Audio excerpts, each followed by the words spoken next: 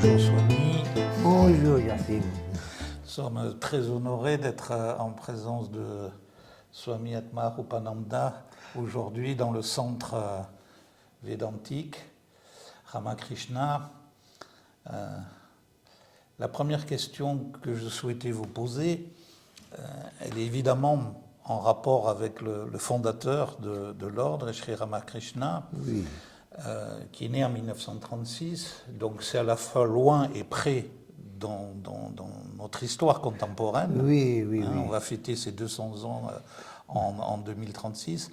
Pour vous, quelle est l'actualité et l'importance de son message? Son message a beaucoup d'importance pour moi, c'est clair. Mais je pense pour le monde aussi. Il a démontré dans sa vie que la spiritualité est réelle. L'expérience de Dieu, l'expérience de la réalité ultime, la transformation de l'être humain est possible et réelle. Notre époque moderne a commencé avec beaucoup de doutes sur tout cela. La science et la rationalité, tout cela a changé les croyances humaines. Et Ramakrishna a démontré dans sa vie la réalité de spiritualité, la réalité il a démontré que les pratiques spirituelles sont efficaces pour la transformation de l'être humain, mais il l'a fait dans une manière pas sectaire. Pas qu'on doit être hindou pour suivre le chemin de Ramakrishna. Il a démontré que la spiritualité même qui existe dans toutes les religions est vraie et la transformation est possible pour les gens dans chaque tradition, pas seulement une tradition. La réalité de la spiritualité, le chemin spirituel, la transformation, et aussi l'universalité de spiritualité. Toutes les religions sont vraies dans le sens que, pas dans le sens que chaque enseignement et chaque chose dans chaque religion est vrai. On peut suivre chaque tradition et effectuer la transformation spirituelle. Le but de réalisation spirituelle est possible selon chaque tradition. C'est une spécificité, et ce qui fait le côté extraordinaire de Ramakrishna, c'est que si beaucoup de saints ont partagé ce point de vue, c'est-à-dire de l'unité transcendante des traditions, lui en a fait l'expérience. Oui. Ce qui est plus rare dans l'histoire de la sainteté universelle, si on peut dire. Oui, c'est très rare parce que pour nous, il faut une vie pour suivre un chemin. C'est ça. Mais avec ses qualités extraordinaires, il a expérimenté la vérité selon les différents chemins hindous.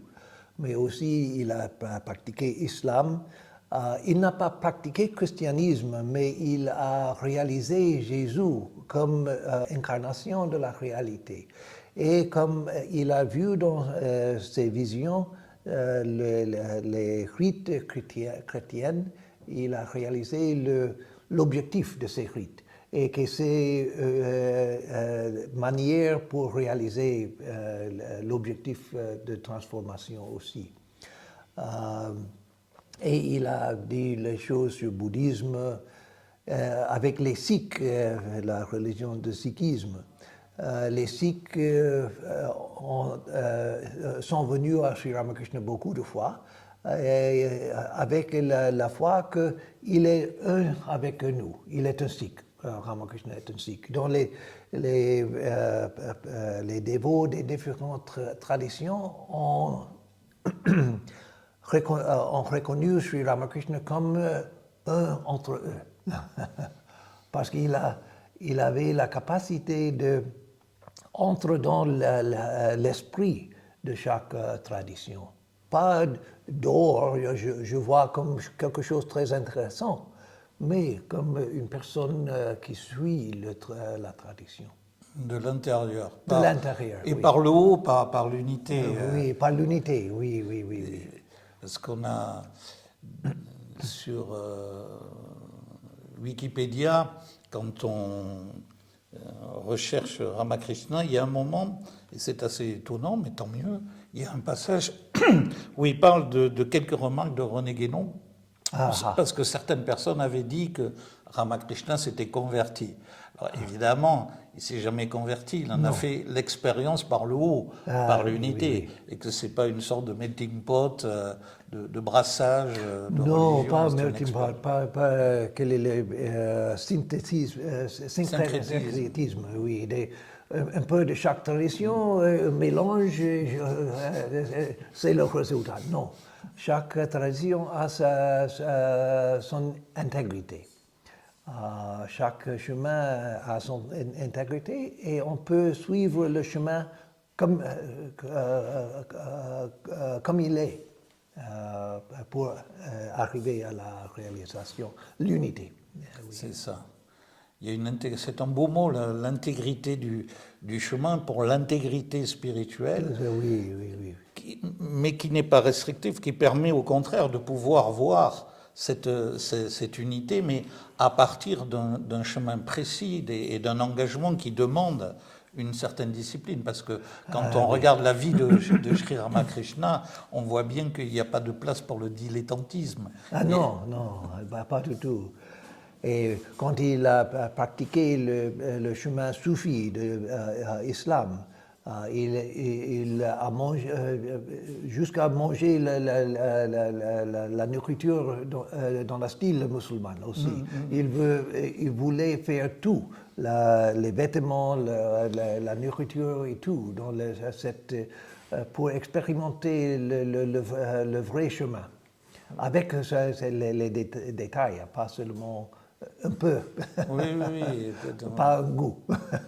Au début de notre entretien, vous parliez du monde moderne qui a effectivement évincé la notion de spiritualité et de la sagesse. Pour vous, puisque nous sommes dans le cadre des assises de la sagesse, justement, quel rôle et quelle importance vous attribuez à la sagesse? À la sagesse.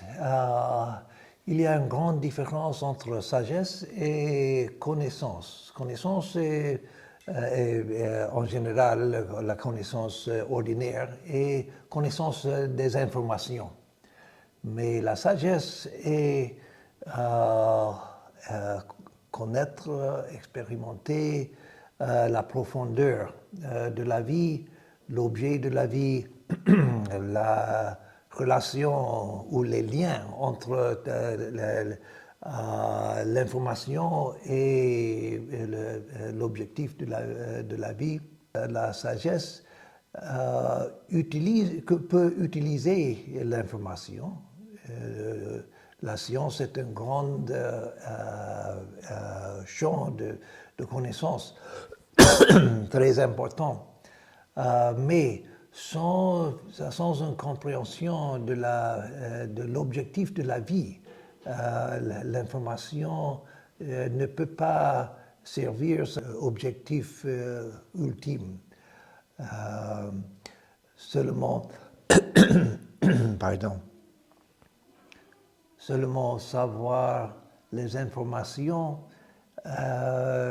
ne nous donne une trajectoire dans la vie, une direction dans la vie. Mais la spiritualité nous donne une direction.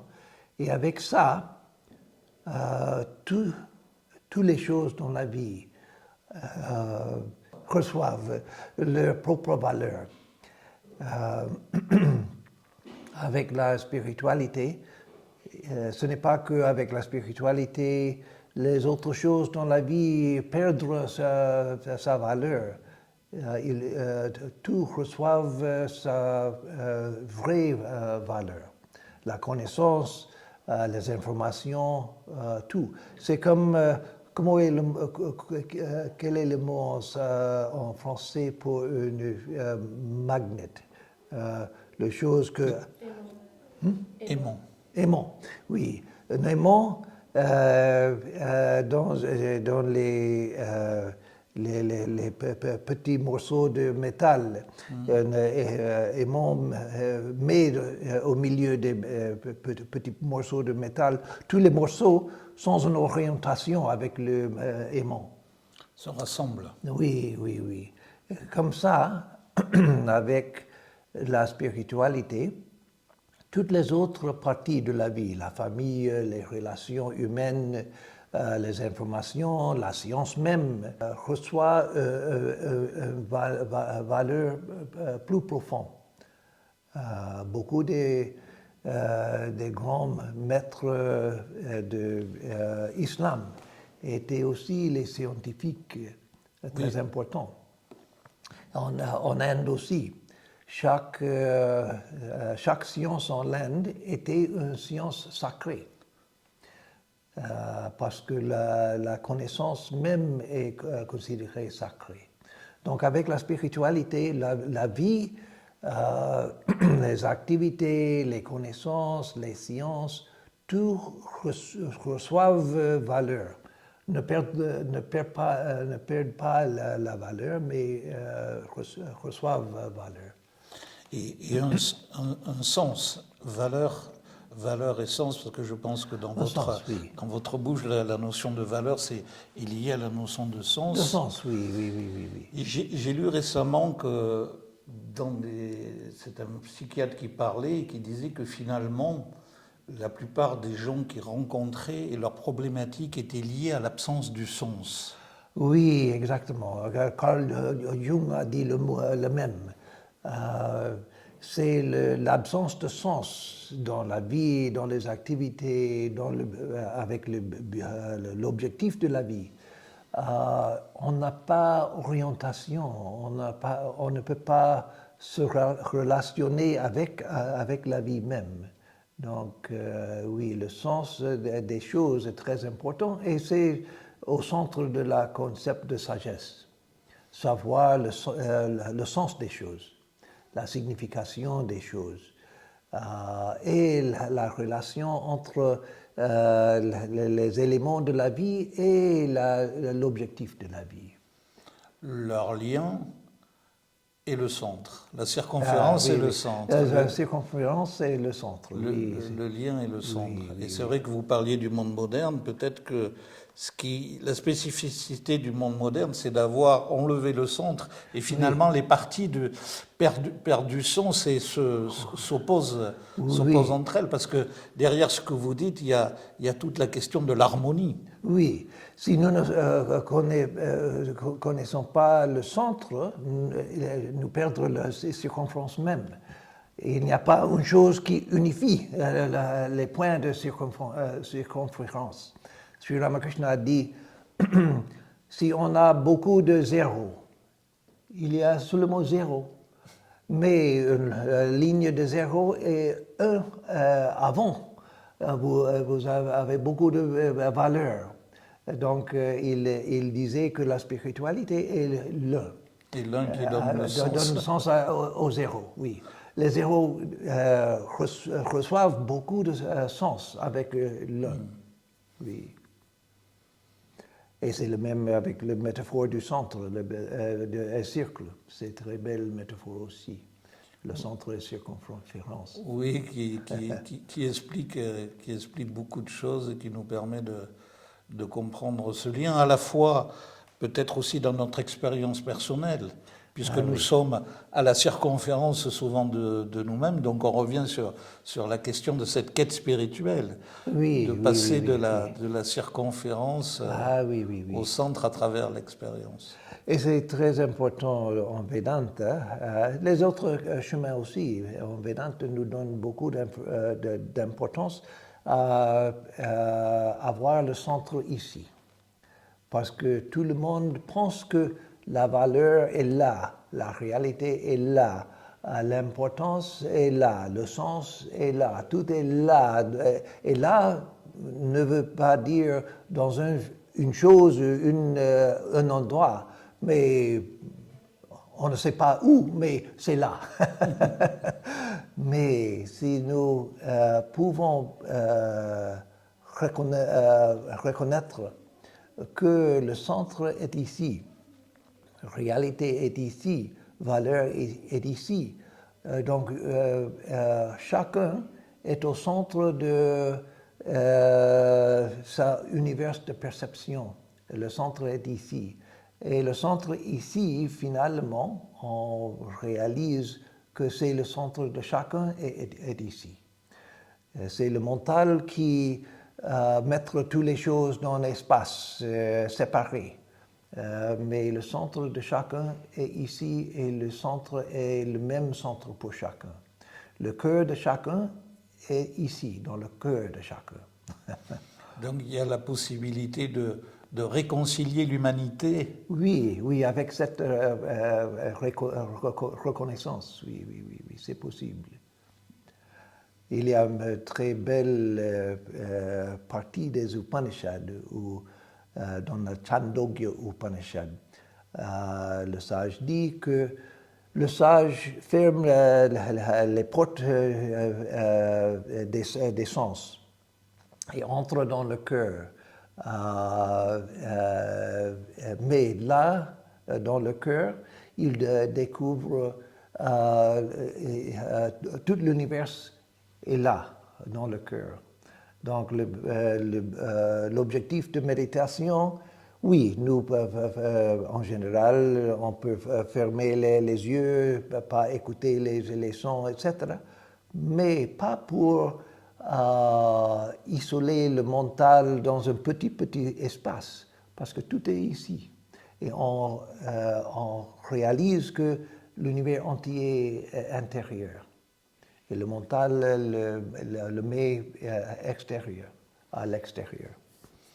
C'est aussi quelque part la grandeur de l'homme de pouvoir faire cette double expérience. Oui. L'expérience de l'extérieur et oui, l'expérience de l'intérieur. Oui, et c'est très important avoir la capacité de voir la réalité spirituelle à l'extérieur et à l'intérieur et aussi réaliser que les deux réalités sont les mêmes. Quand les yeux sont ouverts, on doit essayer de voir la réalité, et quand les yeux sont fermés dans la prière ou la méditation, on voit la réalité ici, mais c'est la même. C'est le sens de le dictum très célèbre des Upanishads, tu es cela. Tu es cela. Tu, l'individu, tu es l'infini de la réalité de l'univers. L'individu et le cosmique aussi. Il n'y a pas, dans la réalisation finale, une différence entre les deux. La profondeur d'individu et la profondeur de l'univers aussi. Ce qui est ici est là. Et peut-être pouvons-nous parler justement de ce chemin qui relie ce moi à ce soi, puisqu'aujourd'hui, certaines personnes pensent qu'il suffit de claquer des doigts pour convoquer l'univers à ses désirs, de parler un peu de ce chemin, parce qu'on part d'un état de confusion, on part d'un état d'illusion, on part d'un état de trouble pour aller vers cette sérénité, mais il y a un chemin qui se constitue. Oui, il y a un chemin pour arriver là. Et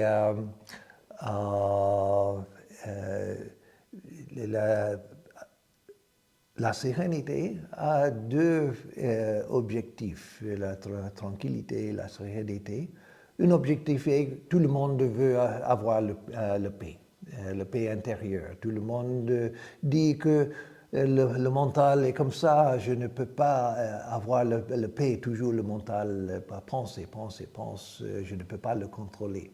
Donc c'est pour avoir le paix même, l'expérience que tout le monde veut avoir, mais aussi avec la tranquillité, la sérénité, le mental devient clair. Je peux voir les choses comme ils sont, pas comme je imagine, mais je peux voir avec le mental tranquille, l'esprit tranquille, on peut commencer à sentir unité au fond de tout. Et un élément étonnant avec cette expérience. Ça arrive avec tranquillité mentale. On commence à sentir un sens d'unité qui imprègne tout. Mais on ne peut pas sentir cette unité sans reconnaître que c'est une unité sacrée. L'unité, expérience de l'unité, pas le concept. Nous ne pouvons pas penser de l'unité comme concept sans cette expérience. Mais même un peu d'expérience d'unité arrive avec le sens que c'est quelque chose de sacré. L'unité même est sacrée. Donc, avec la tranquillité, nous commençons à sentir une unité qui me connecte avec tout, sans égoïsme. Quand je dis que la profondeur intérieure et la profondeur extérieure est la même, on peut penser que c'est possible, c'est une forme d'égoïsme. Je suis la réalité, je suis Dieu, etc. Tu es cela veut dire je suis Dieu. Mais non. Le concept, oui. Je peux peut-être confus avec le concept. Je pense, je suis Dieu, je peux faire ce que je veux faire et personne ne peut pas dire contre moi. Mais non, ce n'est pas comme ça. Et j'ai connu un soufi Pakistan. Je l'ai connu en Katmandou, au Népal, pour une rencontre. Le nom de la rencontre était, ou l'événement était, le dialogue soufi-yogi. Et le soufi m'a dit qu'un soufi ne peut pas dire « je suis Dieu ». Parce que c'est l'ego qui parle. Et c'est vrai, c'est selon Vedanta aussi. C'est l'ego qui parle. Donc le soufi ne peut pas dire « je suis Dieu ». Mais le soufi, c'est pire pour le soufi dire « je ne suis pas Dieu ». Parce que ça veut dire que je suis séparé de Dieu. J'ai une existence séparée de l'existence de Dieu. Donc, l'ego ne peut pas dire je suis Dieu, et c'est le même en Vedanta. Mais dire je ne suis pas Dieu, et avec ces mots, ce concept, cette expérience, l'ego se sépare de la réalité et dire je suis absolu, je suis séparé, je peux exister sans la réalité. Donc, l'expérience en Vedanta, tu es cela, Tattvamasi, tu es cela, veut dire que dans la profondeur de chacun est cette réalité et il n'y a pas de choses séparées de cette réalité parce que c'est l'existence même. Comment peut-on séparer de l'existence? Séparer de l'existence et la non-existence. Donc, il perdrait son sens. Oui. Et ce dialogue est important parce qu'il met en lumière à la fois notre réalité intérieure, notre unité, cette présence, mais en même temps la notion de créature, c'est-à-dire que nous sommes à la fois, je pense que c'est ce que voulait dire le soufi, on ne peut pas dire je suis Dieu, on ne peut pas dire je ne suis pas Dieu.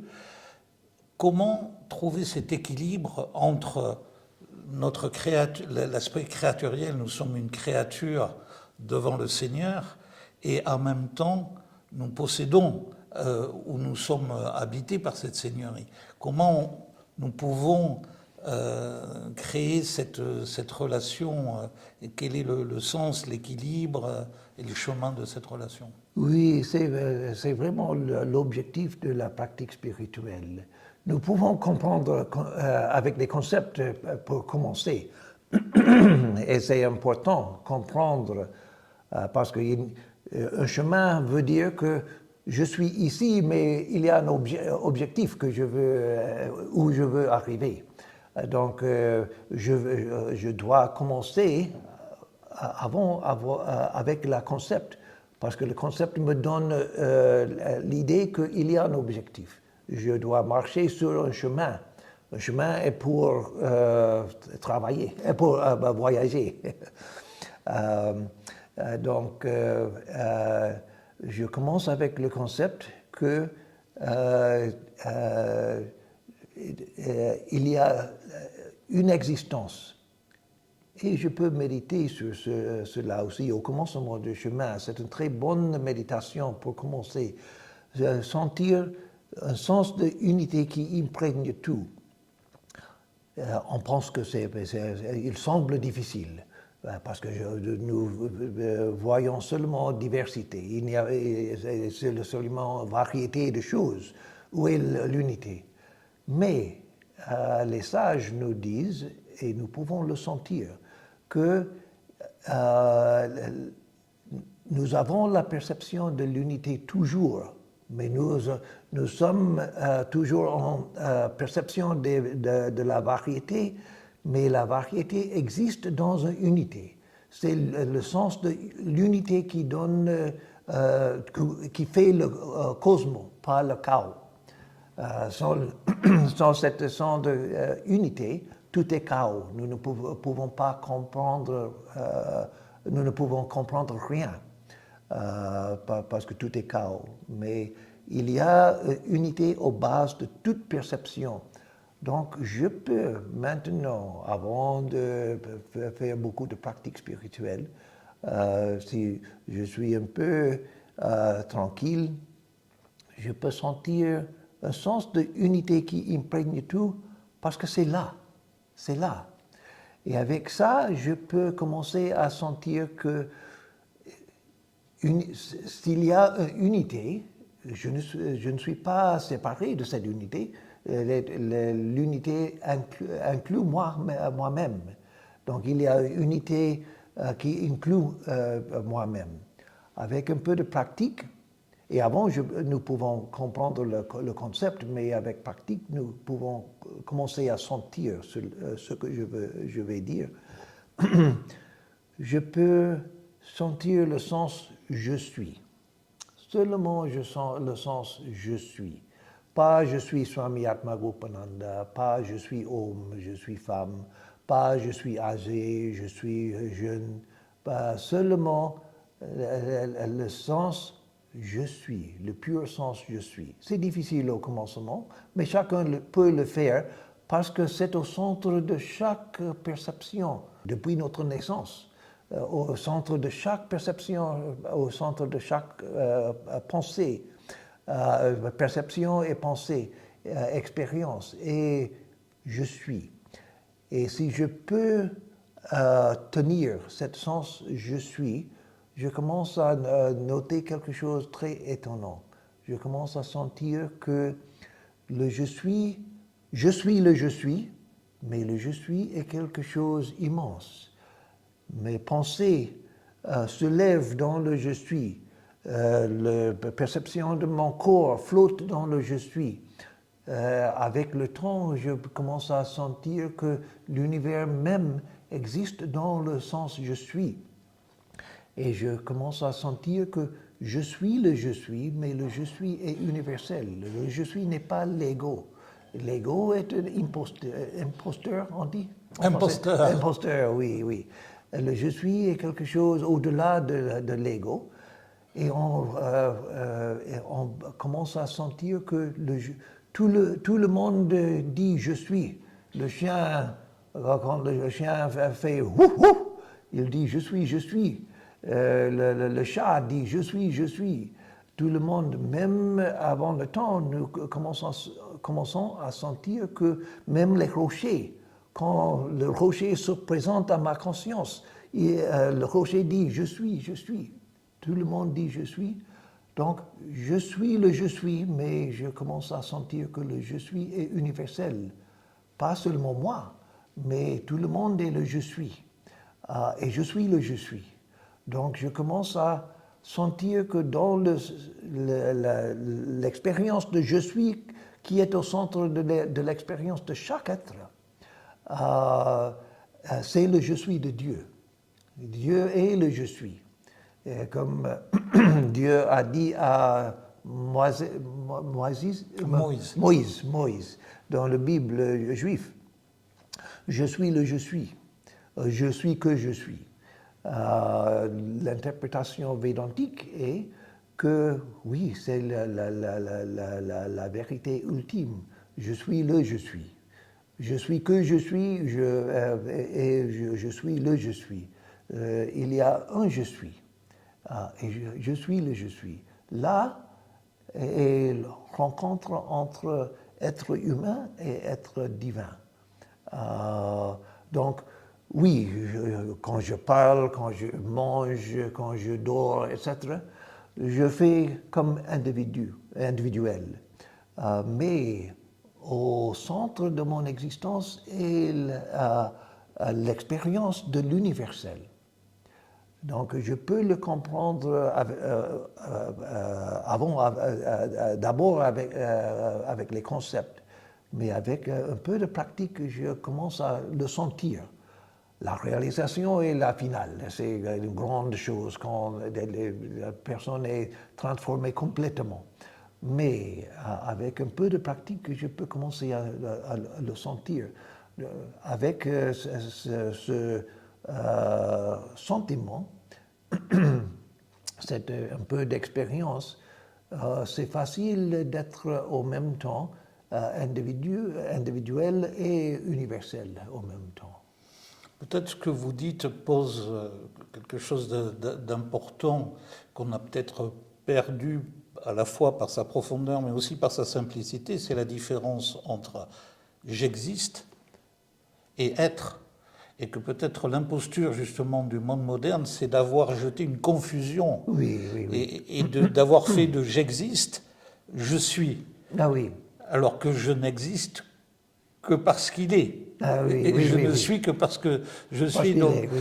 Donc cette notion de l'existence et de ce passage de l'existence à l'être, c'est, je pense, très important que vous rappeliez ça. C'est très important, oui.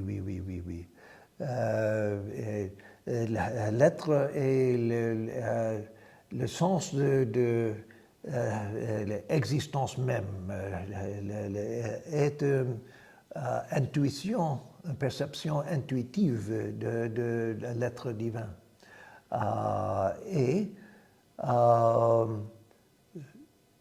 Je peux sentir la connexion avec tout et en même temps reconnaître que, comme Swami Atmarupananda, je suis un individu.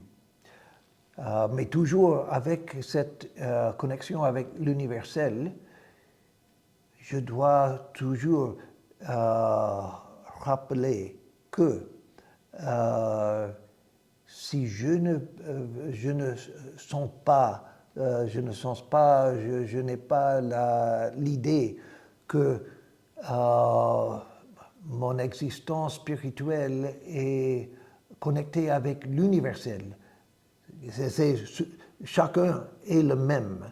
Si je suis un avec Dieu et je parle de moi et pas de tout le monde, je suis en ignorance.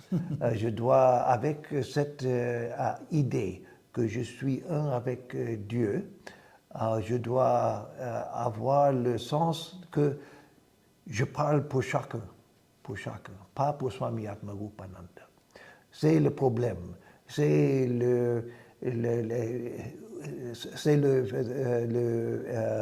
l'objectif de l'ego, d'approprier tout à moi. Mais non. Tandis que là, il devient le serviteur. Ah oui. C'est une autre... De serviteur, oui. Et comme Ramakrishna avait expérimenté son unité avec la réalité divine. Mais quand il était conscient des autres et le monde, il était toujours très humble, très serviteur de tout. Oui, parce que c'est très important que l'ego ne approprie, on dit s'approprier la divinité. Parce que quand je dis je vais manger, je vais parler avec Yacine, etc., c'est l'ego, c'est le sens d'ego, individuel qui parle. Donc je dois savoir quand je agis comme ego, quand je suis conscient de toutes les différences, etc., et le sens de l'universel que je peux sentir maintenant. Mais c'est ça qui me connecte avec tout, hors de l'ego, pas sous le contrôle de l'ego. Et peut-être qu'on se rend compte par là que la véritable paix, dont même la paix, je veux dire, sans parler de la paix intérieure, mais de la paix extérieure aussi, oui. ne peut véritablement exister qu'à travers cette expérience. Oui. On parle des Nations Unies, mais comment faire la paix dans le monde avec des gens qui vivent dans la confrontation, dans cette idée de séparativité? Oui. Les Nations Unies, c'est très, très bon, mais beaucoup de fois, c'est les nations désunies. Par des hommes désunis. Oui, par les hommes désunis, oui. Si nous pouvons sentir cette union intérieure et extérieure, c'est la manière plus importante pour influer le monde même. Que peux-je faire? Je suis, comme individu, je suis très petit, je suis faible, avec pouvoir limité, etc., influence très limitée. Mais avec cette expérience, oui, j'ai une influence. Oui, moi, l'homme, Atmarupananda, je ne peux pas faire l'unité de monde pour les autres. Mais avec cette expérience, j'ai une influence qui pénètre l'univers. Oui. Pas l'influence de l'ego, pas l'influence de Swami Atmarupananda. Mais les gens qui peuvent reconnaître cette unité, oui, ils sont une bénédiction pour le monde, les saints, les sages. Et peut-être pour ceux qui nous écoutent, vous pourriez nous dire un mot sur le fait qu'il ne s'agit pas d'une contrainte, mais d'une relation d'amour. Oui, de l'amour, oui. Parce que quand on médite sur cette unité qui imprègne tout, avec le temps, nous le reconnaissons comme l'amour même. Qui est l'amour? L'amour a deux phases. On dit phase, on peut dire phase? Oui. Il y a deux phases de l'amour. Une phase est le désir pour l'unité. Amour est dans une phase et je me sens séparé. Je veux l'unité, c'est amour. Avec une autre personne, avec tout le monde et avec l'univers entier. Amour est le désir pour l'expérience de l'unité. Et autre phase est la réalisation, expérience de l'unité. Quand c'est un fait, c'est l'amour suprême. C'est pourquoi dans toutes nos religions, on dit que Dieu, la réalité, est amour. Parce qu'amour est expérience de l'unité. Et nous pouvons développer amour pour tout le monde. Ce qui nous dit que comment envisager la paix dans le monde si on n'aime pas, s'il n'y a pas cet amour. Ah oui, oui, oui, oui, oui, oui, oui, oui, oui, oui.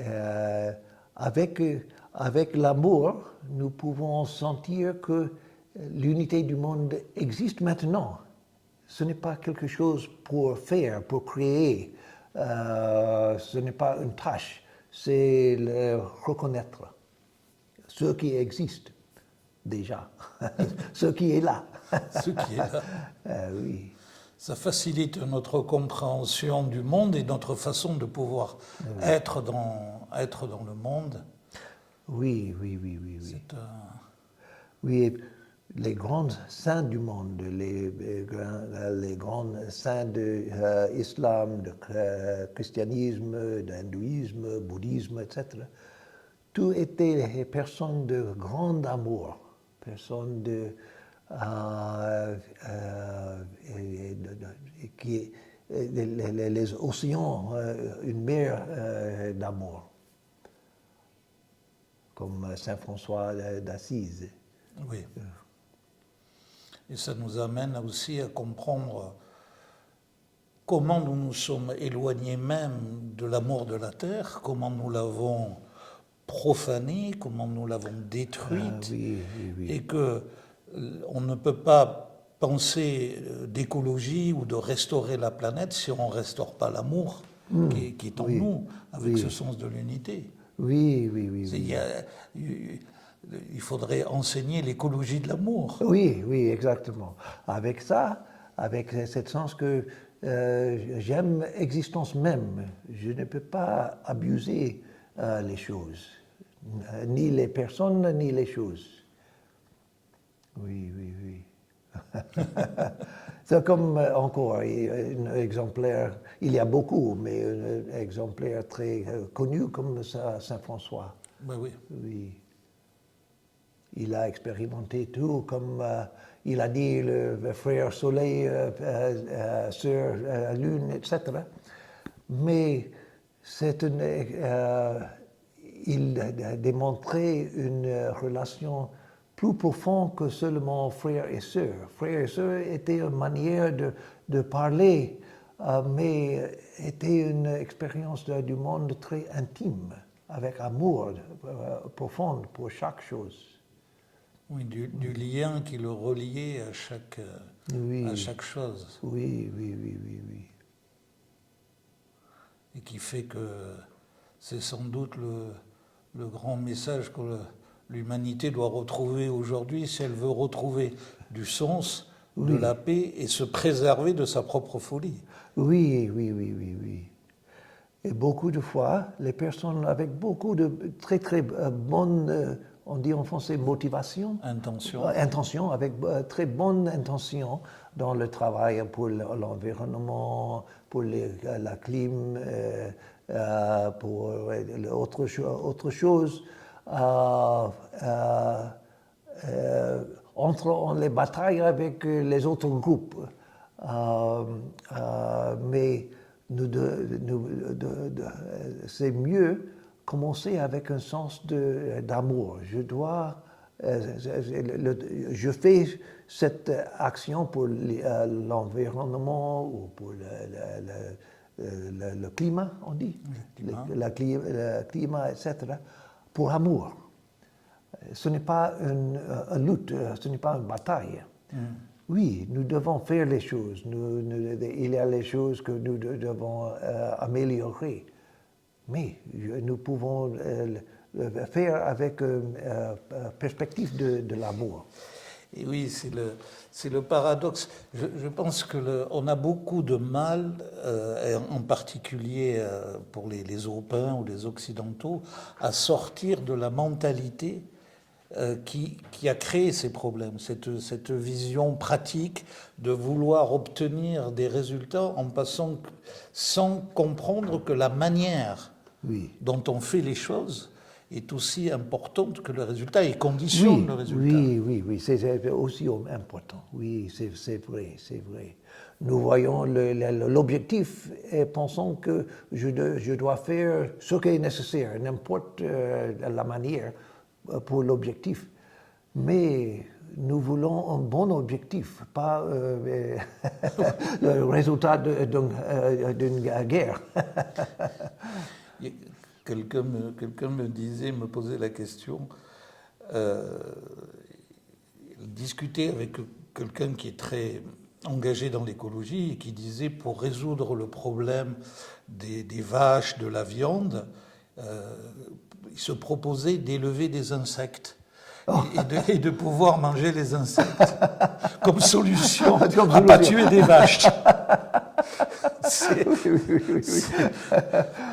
C'est incroyable. Oui. Incroyable. Oui. De ne pas comprendre que le problème, c'est la vie. Oui, exactement. On ne va pas sortir du problème des vaches pour tuer des insectes. Non. Et nous ne devons pas avoir haine à autre être humain, à autre personne, parce qu'il ne fait pas la chose que nous voulons avoir. Ça, Je vais tuer les personnes qui tuent les animaux. Non, ce n'est pas la solution. C'est les gens qui jettent des pierres dans les boucheries. Oui. Oui. C'est pour ça que revenir à cet enseignement, à cet équilibre, à cette compréhension du vivant, à travers ce cercle, cette circonférence, ce centre, cette unité, ce lien, la valeur de ce lien dont vous parliez, c'est certainement le plus grand message que l'on puisse aujourd'hui essayer de dire à l'humanité, qu'elle revienne sur ces enseignements fondamentaux de la science sacrée. Oui, de la science sacrée, la science spirituelle. Parce que c'est une science. C'est une science, la spiritualité, parce qu'il y a les méthodes pour arriver à l'expérience. On peut suivre les méthodes suivies par les personnes innumérables pendant l'histoire du monde. Et nous pouvons arriver à l'expérience. Donc c'est une science aussi expérimentale comme les sciences physiques.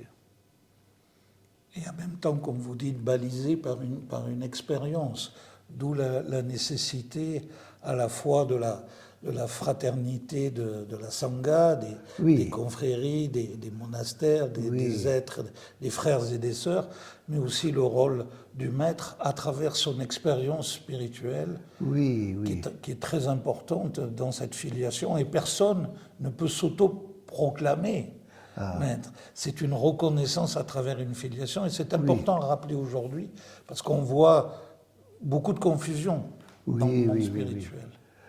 Comme mes maîtres ont dit, si Jésus, Mohammed, les saints chrétiens, les saints soufis, les saints hindous, Ramakrishna, Bouddha, les saints bouddhistes, etc., si les saints étaient ensemble dans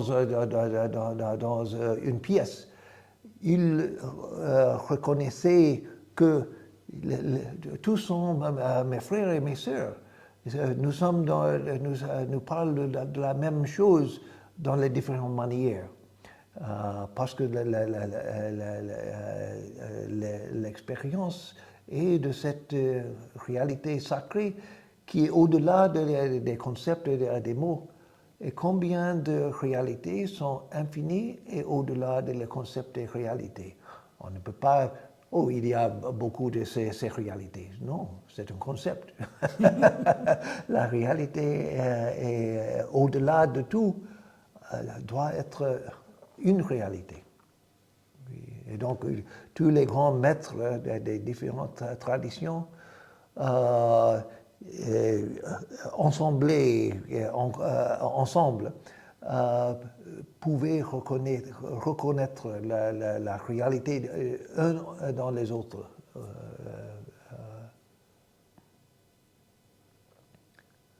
Mais les divisions sont faites parce que nous ne voyons pas la réalité, seulement le début du chemin.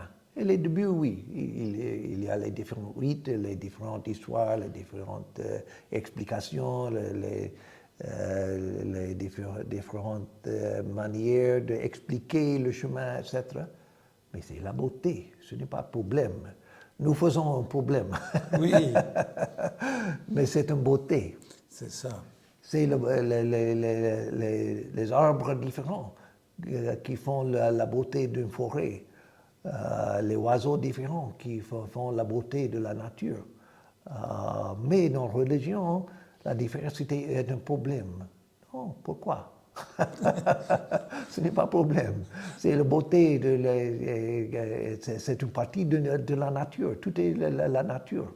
L'être humain aussi. Nous avons une idée très étrange dans l'Occident que la nature est tout qui est pas humain. Oui. Mais tout est nature. Et les religions sont la partie très beau de la nature. Et la diversité, c'est nécessaire. Et c'est beau, c'est belle. Oui, c'est une beauté, c'est une richesse. Oui, oui, oui. Malheureusement, on en a fait. Au lieu de faire des chemins qui vont de l'un à l'autre dans cette reconnaissance mutuelle, on a érigé des murs, mais ça, c'est l'ignorance. C'est mon terrain et c'est le vôtre. Et le mien est le correct et le vôtre n'est pas correct. On a cette phrase célèbre du Cheikh Ibn Arabi qui dit « Mon cœur est devenu comme le temple pour le pèlerin, le monastère pour le moine, etc. Oui. Où que vont mes chameaux ma religion, c'est l'amour. » Oui. Voilà, cette reconnaissance, et je pense que tous les saints de toutes les traditions que vous invoquez ont reconnu cette vérité et témoigné de cette expérience. Oui. Et nous vous remercions de nous en avoir parlé avec autant de clarté, de simplicité. Ça a été une joie pour moi.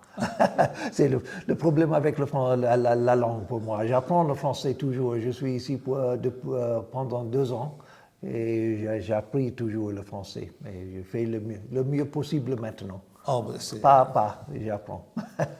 C'est très clair. En tout cas, il y a le langage des mots et le langage du cœur. On a été très honorés de cet entretien, de ce moment passé avec vous. Et on vous en remercie beaucoup. Merci à vous. Merci.